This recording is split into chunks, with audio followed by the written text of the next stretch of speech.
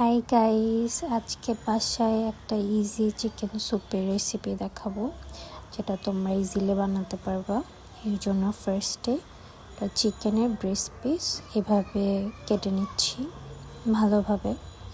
এরপর 3টা ডিম নিয়ে ফাটায় রেখে দেবো এক পাশে।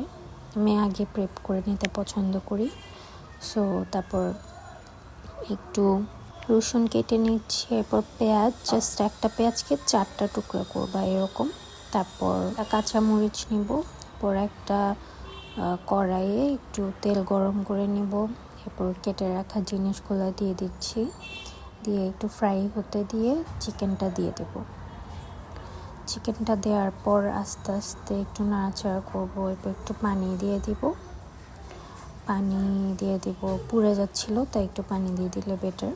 এরপর অল্প একটু লবণ, তারপর গোলমরিচ, তারপর একটু চিলি ফ্লেক্স দিছি, একটু সস দিয়ে দিচ্ছি, সয়া সস দিয়ে দিচ্ছি। কিছুক্ষণ নাড়াচাড়া করার পরে 6 কাপ পানি দেওয়া লাগবে। এরপর পছন্দের যে কোনো 2টা প্যাকেট থাই স্যুপ ও ডিম দিয়ে দিচ্ছি। এরপর জাস্ট নাড়াচাড়া করবো। কিছুক্ষণ নাড়াচাড়া করার পরেই তো রেডি।